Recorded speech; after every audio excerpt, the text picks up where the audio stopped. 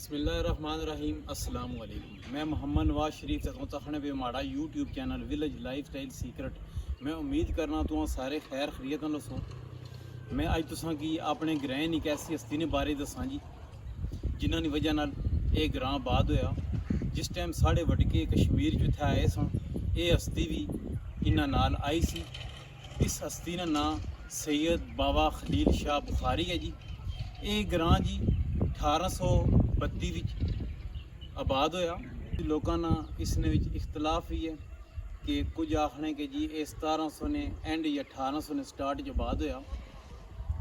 इत्थे जिस टाइम आबाद होए इत्थे काफ़ी सारे गुफा सन, पर इस टाइम वक्त गुजरने के नाल नाल गुफा तो हुण नहीं रही। असां तुसां गच्छी के जी मज़ार ना विजिट कराने।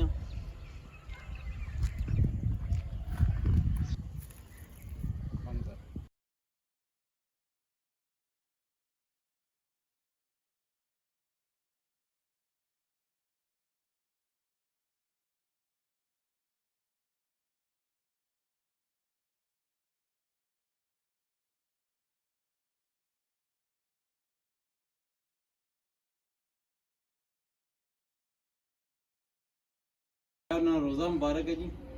अस हम अंदर जुलने मजीद तुसें अंदरों भी दसने ते दुआ भी मंगने जी।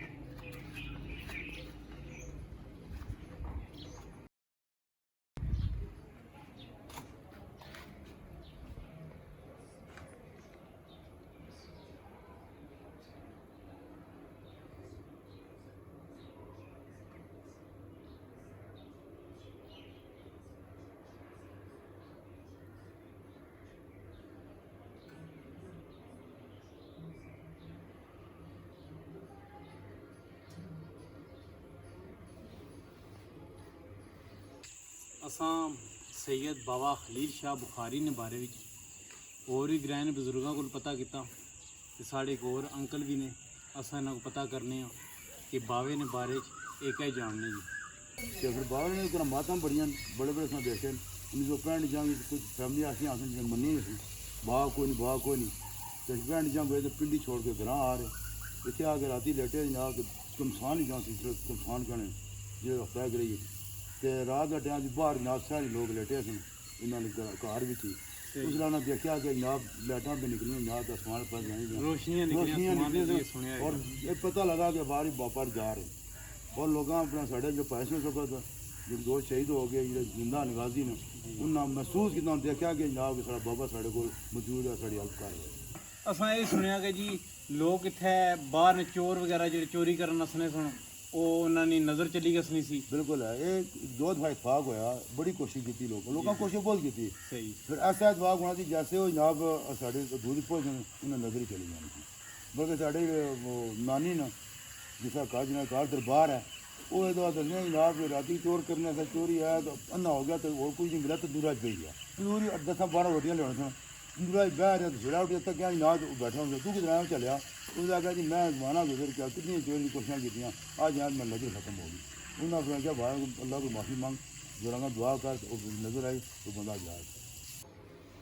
सैयद बाबा खलील शाह बुखारी इन्होंने वफात जी 1855 हुई। एक दूसरी नाल कबर है जी कश्मीर जो आने तो बाद जिस टाइम 1855 दुनिया को पर्दा फरमा गए।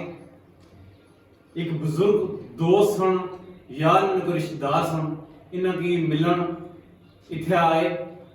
उन्होंने सारे इलाके को पूछने तो बाद उन्हें पता लगा कि ये फैमिली इत्थे आबाद हुई। वो इत्थे आए जिस टाइम वो इत्थे पहुंचे अच्छी गए उन्हें पता लगा कि जी सैयद बाबा खलील शाह बुखारी इस दुनिया को पर्दा फरमा गए। तो वो इत्थे आने तो बाद कोई बीमार रहे 1 या 2 दिन रहे। उन्होंने कहा अगर मैं इत्थे फोत होई गसना ते मेरी कबर भी इत्थे ही करे। लिहाजा तुसें जिस पता है 1855 उस टाइम ना कोई फोन ना कोई ऐसे वसैल सन। मेरे ख्याल कोई खत वाला भी कोई मसला नहीं होने लगा ऐसा जिस टाइम आए सने।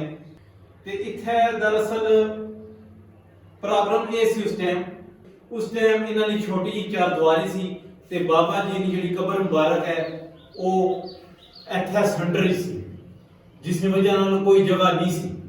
ਸਾਡੇ ਇੱਥੇ ਦੇ ਜਿਹੜੇ ਵਡਕੇ ਸੁਣਨੇ ਸਮਝ ਨਹੀਂ ਆਸਣਾ ਪਿਆ ਸੀ। ਇਹ ਜਿਹੜੇ ਸਾਰੇ ਸਹੀ ਰੇ ਸੁਬਹ ਉੱਠੇ ਇਹਨਾਂ ਤੱਕਿਆ ਜੀ ਐਸੀ ਕਰਾਮਾਤ ਤੱਕੀ ਕਿ ਜੀ ਬਾਬਾ ਜੀ ਦੀ ਕਬਰ ਜਿਹੜੀ ਹੈ ਉਹ ਸੈਂਟਰ ਝੋਟੀ ਕੇ ਸਾਈਡ ਪਰ ਹੋਈ। ਉਹਨਾਂ ਇਹ ਜਗ੍ਹਾ ਆਪਣੀ ਛੋੜ ਦਿੱਤੀ ਤੇ ਇਹ ਬਾਬਾ ਜੀ ਜਿਹੜੇ ਆਏ ਸਨ ਇਹਨਾਂ ਕੀ ਨਾ ਜਗ੍ਹਾ ਦਿੱਤੀ, ਜਿਸ ਦੀ ਵਜ੍ਹਾ ਨਾਲ ਇੱਥੇ ਇਹਨਾਂ ਬਾਬਾ ਨੇ ਇੱਥੇ ਕਬਰ ਬਣਾਈ ਗਈ। ਇਹਨਾਂ ਬਾਬੇ ਦੀਆਂ ਹੋਰ ਬਹੁਤ ਸਾਰੀਆਂ करामात हैं जी। इस दरबार की जी यह तामीर कराया गया 1983 तामीर कराया गया। ये साढ़े बुजुर्ग है उन्होंने मन्नत पूरी हुई सी ते उन्होंने इस दरबार की तामीर कराया सी।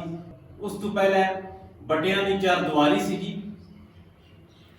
इत्थे इस तरह जड़ा खत्म पाक है ना जी वो 7वें महीने विच होना। बाबा खलील शाह ने लड़ी विचों एक नौजवान सी जी बाबा सैदन शाह, वो नौजवानी विच ही इथों चले गए सन। उन्होंने काफ़ी करामात सन। उन्होंने बारे 102 साल है पता लगा कि जी उन्होंने दरबार जड़ाया वो इंडिया विच जलंधर शहर है उत्थे है जी। असां उम्मीद कर रहे हैं तुसां की साड़ी वीडियो पसंद आई होसी। तुसां साड़ी वीडियो की लाइक करो, चैनल की सब्सक्राइब करो, बेल आइकन बटन जरूर प्रेस करो ताकि नवी असली वीडियो तो मिल सके। मोहम्मद नवाज शरीफ, अस्सलाम वालेकुम।